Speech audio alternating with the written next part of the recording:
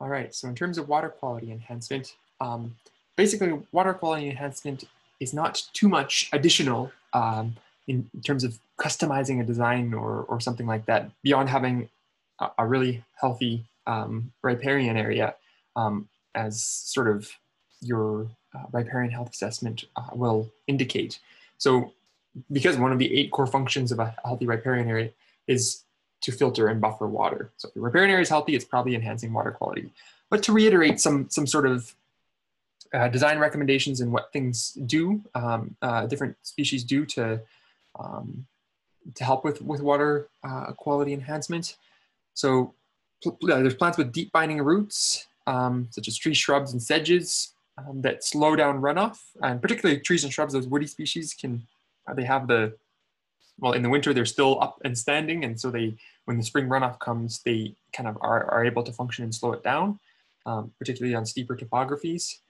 And then so that's really important to slow down the flow. And then you also have plants that absorb high amounts of nutrients as well. So fast growing trees and shrubs, along with sedges, cattails, and bulrushes are some examples. There's more, but those would be really effective at slurping up those nutrients and certain contaminants and removing them from the runoff.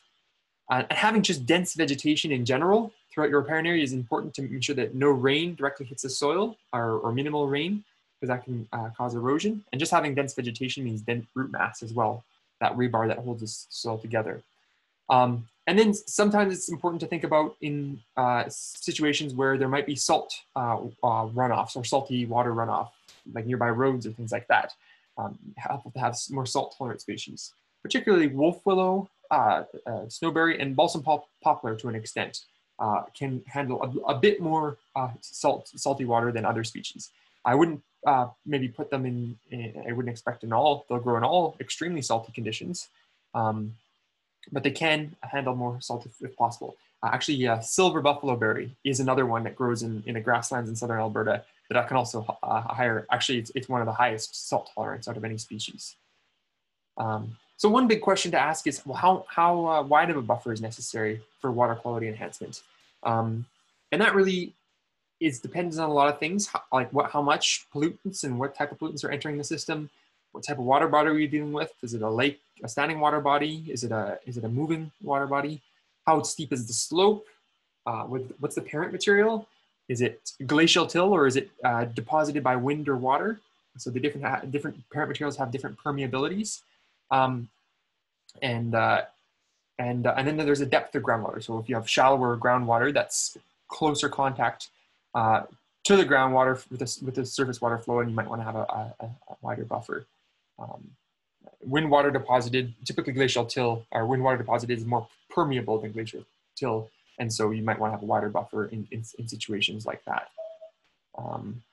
And so you can actually look at what's kind of going on underneath your riparian buffer by checking out this Alberta Geological Survey interactive map here, which shows sort of different superficial geologies across the province, really. But you can zoom in on your site and you can see what's going on there using this tool. I won't go into this into too depth, but I just want to highlight that it's there. It's pretty cool to be able to see that. And then if you look at this Stepping Back from the Water booklet there, which is available from the Riparian Management Course Resources webpage, there's different recommendations in general for effective buffer strips. So as I was saying, so glacial till, which is the standard sort of, a lot of soil in Alberta, particularly in the prairie region, is glacial till. And so the standard width would be about 20 meters for most permanent water bodies. So water that has, bodies of water that have water year round. And then those increase from 20 meters in buffer width if you have a steeper slope than 5% grade. And so you just kind of increase it like that. Whereas, as I was mentioning before, those wind and water deposited soils, coarse textured sands and gravels, alluvial sediments, for those ones, you want to have a wider width because they're more permeable immediately. And so you start right away with a 50-meter wide buffer. And then you have your smaller class 1 and 2 wetlands and ephemeral or seasonal streams or in gullies. And those typically you can get away with a smaller width to be effective buffers and filter out water. So they recommend 6-meter strip of native vegetation or perennial grasses for an ephemeral, so a seasonal stream. And then again, if the slope increases, then you increase that as you go. And then for class 1 and 2 wetlands, it'd be a 10-meter strip of willow or little trees, shrubs, and perennial grasses. So those are just some general guidelines. I wouldn't get too caught in the details with this right away, but if you are interested in learning more, that this Stepping Back from the Water booklet is really good. And this is kind of just it's a side view of how they calculate this, sort of the things that they consider when they're making these recommendations. So yeah, you're looking at how distant the water table is underneath the soil. You're looking at what the slope is like, and then what kind of material you have, and then yeah, how wide the buffer this would be as a result. And these things may vary with your as you go down your stream. Sometimes it's helpful to have a much wider buffer on the inner meanders because, well, there's a lot shallower groundwater throughout there, so you imply working your way backwards from there.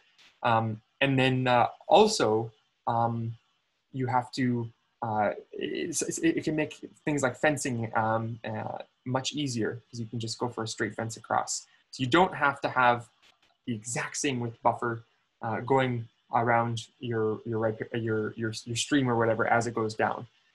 And yeah, it's generally recommended to sort of allow for the stream to move back and forth too, because sometimes these meanders will change and stuff, and so you don't want to be caught developing trails or paddocks or buildings in a floodplain here, where things are going to change. And so yeah, a lot of specifications here to consider. I'll just kind of end by saying here that in general, the wider the buffer, the better it'll function. So don't worry about getting too caught in the details, but the first 5 meters are absolutely critical for removing suspended sediments. So definitely get at least 5 meters. But if you have a permanent water body, it should be a fair bit more than that, especially. But even so, the wider the buffer, the better it'll be able to take out more and more as you go. So there's not like a perfect magic number, but this Stepping Back from the Water booklet will help you sort of get a buffer width that is appropriate as possible for your particular site and situation.